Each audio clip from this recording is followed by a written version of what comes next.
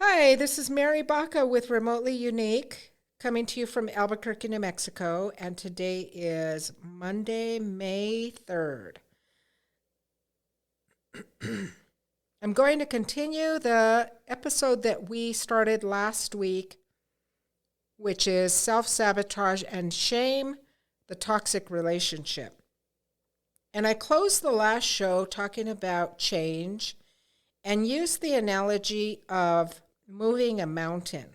You know, if you start to try to make change by moving a mountain, that's going to be a lot harder than if you break it up. So, moving one pebble at a time and then evolving into moving a boulder and then eventually moving that mountain. And that's the way growth is. And in fact, a lot of times growth is 5 steps forward and 2 steps backward. So if you're on a journey of evolution and self exploration, be patient with yourself because it's not a continuous process that, just is without any speed bumps, that's for sure. So let's continue talking about this very important issue, which really self sabotage, if it is connected to patterns. If self sabotaging behavior for you just seems to flare up over and over, it most likely is because there are some patterns in your core makeup that are causing that. So I often use the analogy of, it's like if you were looking at a wall and there's several cracks on the wall. And I tell people when I'm working with them, I say, well, we could just repair the cracks, or we could go down to the foundation, figure out why those bricks are broken and crumbled, and fix the bricks so that when you fix the cracks on the wall, you're good to go. So that's what shame is. Shame is the bricks in the foundation. And how does shame start? Well, for one thing, when kids are growing up, and shame patterns can start really even before 2 years of age, very, very early on. But what happens is caretakers and adults and other people that a child is around start with having verbal and nonverbal communication. Okay? And if those communications are positive, well, then the child starts to develop a very healthy self-esteem and sense of self, feeling really good about themselves. But if you have a situation where those verbal and nonverbal communication and cues are of disappointment and dissatisfaction and just not being really happy with the child's behavior, then the child starts to get the message that they've done something wrong. And then that leads to the child feeling like there's something wrong with them.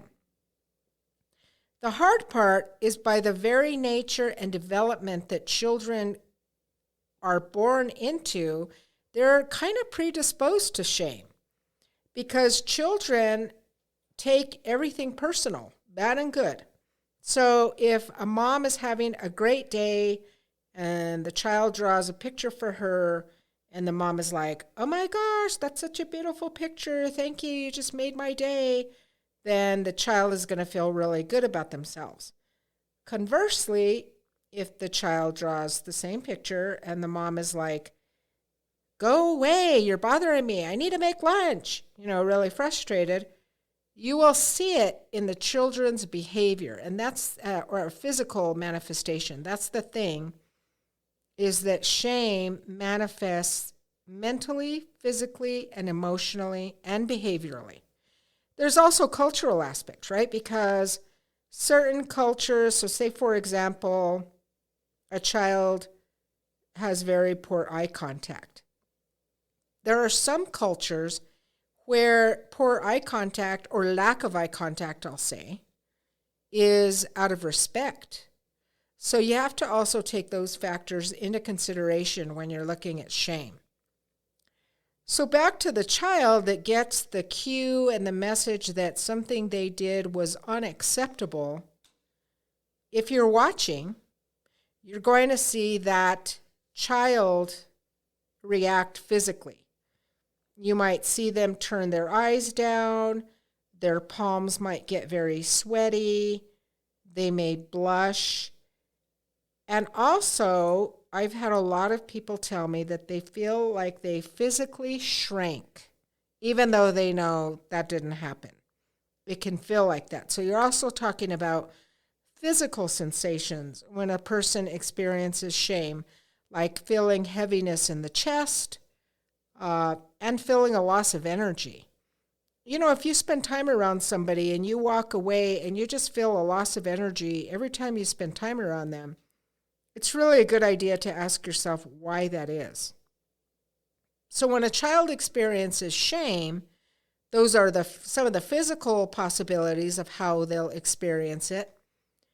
Then there's emotional aspects to that, where they'll feel things like fear, they'll feel like a failure, anger, confusion, disappointment, and things like that when they experience shame. And the hard part is that a lot of times the child will feel anger toward themselves. Like they may not be in touch with the fear that they feel toward the person delivering the shame messages. They may turn it on themselves and feel anger toward themselves. So that's something to keep in mind. And then the mental manifestations of shame end up being limiting beliefs, like I'm not good enough. A lot of people just feel like they're not enough, period. So there's also, though, things like I didn't do it right, I'm inadequate, I'm insufficient, I don't deserve anything good, I will only fail in my dream, I can't find happiness, I can never turn this around. Some people I've talked to just really feel like if they do make a mistake, that it's going to be earth-shattering. And the reason that they feel that way, that started somewhere. Like somewhere in their little life, right? They got the message that if you make a mistake, it is earth-shattering. Because children, we're not born feeling those things or thinking those things. Those things are put onto us in our environment when we're children or at whatever point that started for the person. So for example, sometimes everything will be fine and then the parents get a divorce. And so the child then, goes from one household to another, but also different parenting styles, which makes it difficult. And so in one household, the child may receive praise and acknowledgement of their self-worth. And in the other household, they may be shamed. This is really hard for the child to navigate between those two opposite things. But the thing to pay attention to here is that the child maybe wasn't exposed to shame until the parents divorced and the household split and things like that. But a lot of people feel, going back to the thing that I was saying about making a mistake, is that, oh my gosh, if they make a mistake, it's just the end of the world. And so I have to tell people a lot of times, like, okay, what if you do make a mistake? You can learn from it. You can have a do-over. You can not repeat the same patterns. But so often people feel like if they fail, that's it. And that's a really good indicator that they've been through situations where they've experienced shame in their lifetime. Another limiting belief is I can't find happiness. Unfortunately, a lot of people believe that happiness is not for them. I even have had people tell me, I just can't do relationships. I just think that a relationship is just not for me. That is such a limiting belief for that person. And so, it's important to work on those things so that it doesn't end up them blocking any possibility for success that you could have. Another limiting belief is I can never turn this around. And so as you can see through all of those, A limiting belief is something that people tell themselves that really limits and stops them from being able to achieve the things in their life that they want to achieve. And most often, it's people that hold themselves back. As I talked about last time, I think I mentioned self-fulfilling prophecy. Well, if somebody believes that they're not good enough, and they really believe that, and so they talk to themselves like that over and over and over again, they're going to manifest that by acting in ways that bring that about and make it come true.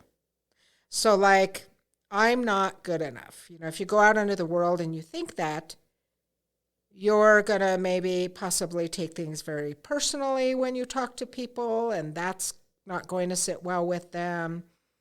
Or you're going to maybe fall short of the amazing job you could do in a situation and end up sabotaging yourself. And this is the way that self-sabotage and shame connect to each other. Another condition of shame that often is overlooked is perfectionism. And perfectionism, trust me, it's a really hard thing to try to talk somebody out of being a perfectionist because perfectionism is acknowledged and even rewarded by society. The thing for you to know is there is no such thing as perfect.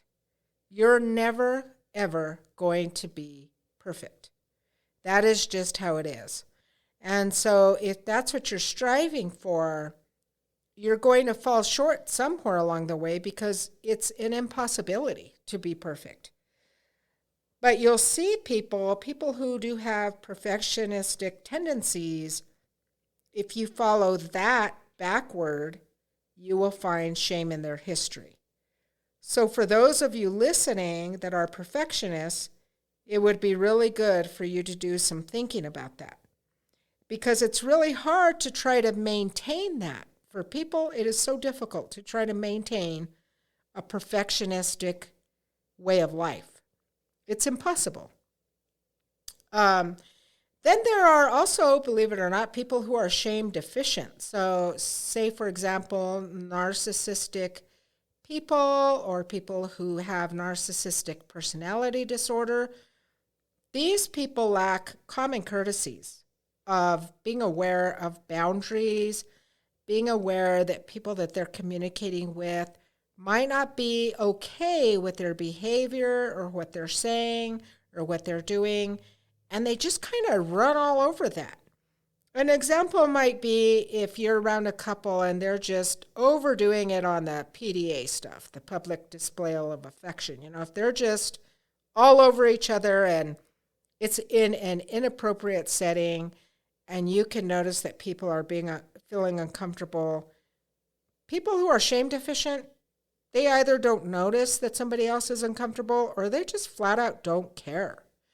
And so these kind of people a lot of times are violating rules and definitely violating other people's boundaries right and left. They just don't seem to pick up on the signals of discomfort by others. And so that can be a really big problem.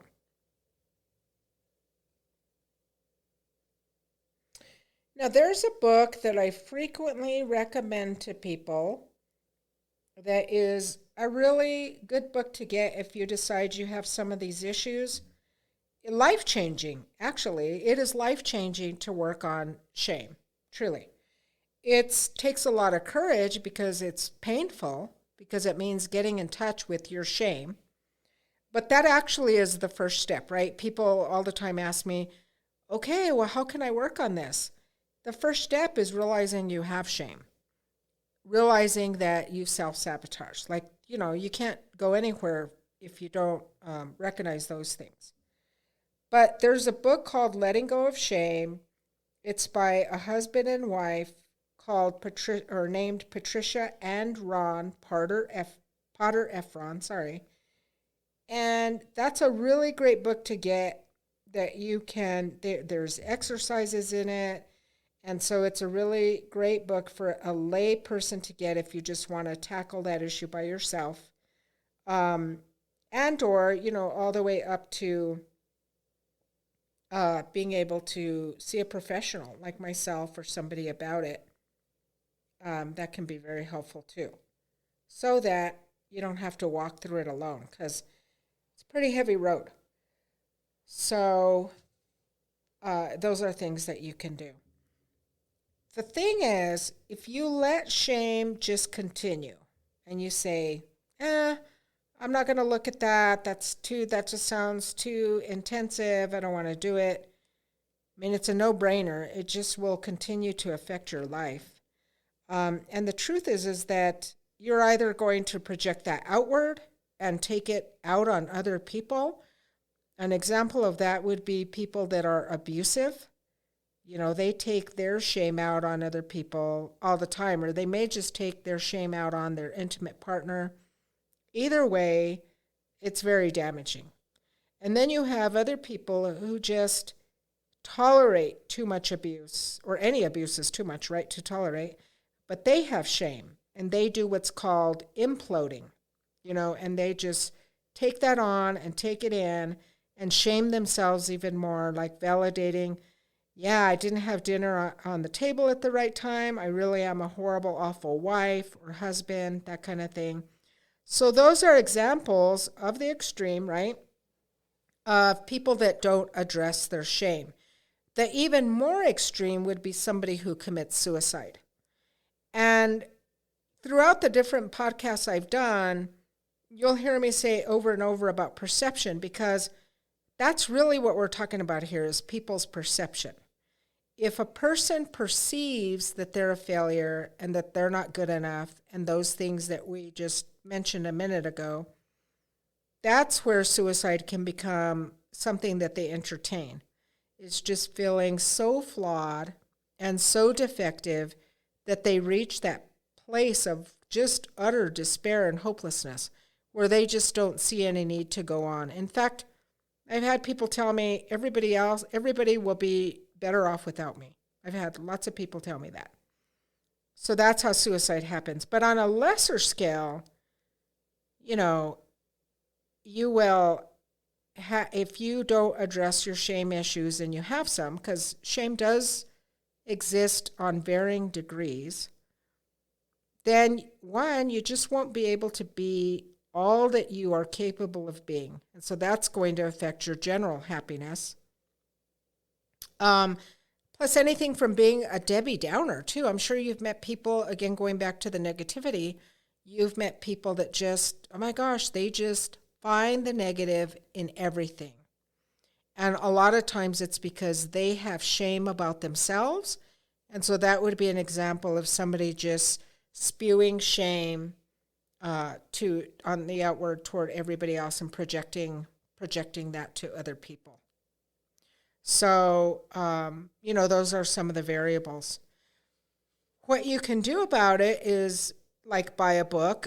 You can also do a simple exercise of making a list of the different shame messages you have received, and then trace it backward and look at who you've received those messages from.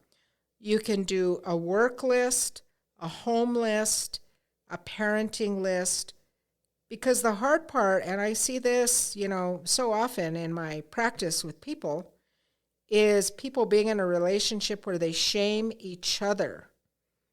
That's where, like, the finger pointing comes in, right? Is when people are pointing the finger of what the other person is not doing right, or what they didn't do good enough. And, that is shaming. That's an example of relationship shaming.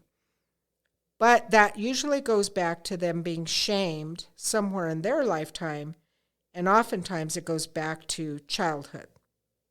But that would be a great exercise you could do, is to make a list like that. It's really different than when you sit and listen to this, and, versus when you sit down and start to write some things down. You'll be amazed if any of this resonates with you, and you take my suggestion and put some of this down on paper. You'll be amazed at how much you end up writing down. Another way that people get shamed is systemically. So, like, say in an institution or an organization where employees are treated like they're just dispensable objects, and they're treated like they're inadequate and they're not valued. That's an organizational way where shame plays out. And so, if you really, after listening to this or even going as far as reading the book, trust me, you will start to see shame like in so many places. It's such an eye-opener to be able to see that. Even see like somebody that frequently interrupts other people so that they can get their point across. And they do that a lot, over and over. That could possibly be a shame-deficient person. And oftentimes, that shame deficiency comes from being shamed as a kid. So it's really, experiencing shame is a pretty, I would almost say almost like a normal experience, but it's what you do with it that is the determining factor of, one, your level of health, right?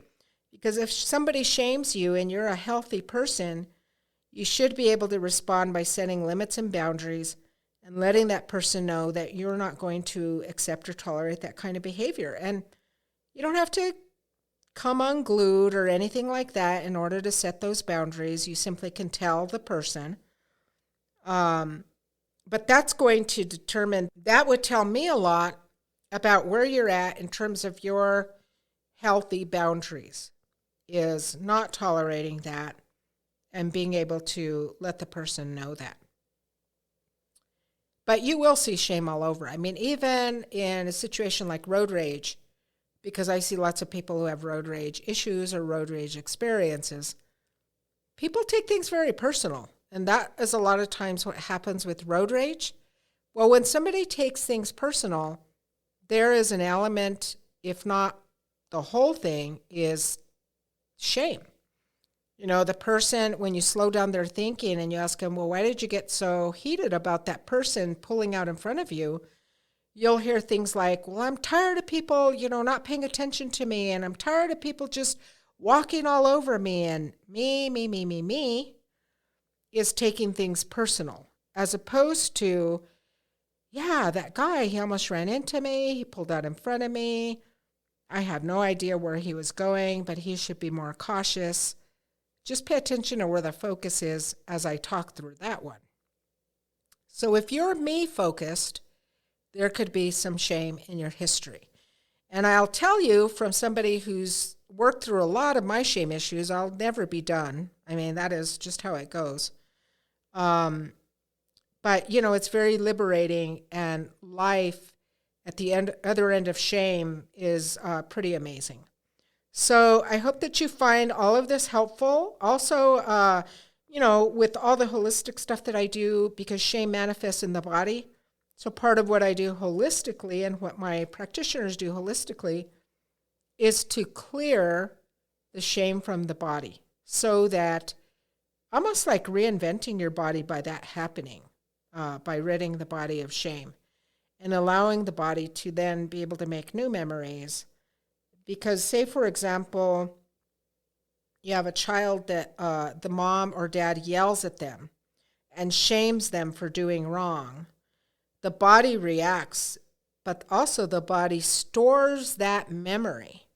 So even if the child grows up into an adult and doesn't remember that situation happening, because the brain is amazing at blocking things out, doesn't mean that that situation is not going to, one, affect that child, and also where the child's going to feel those sensations that they had when the mom or dad yelled at them.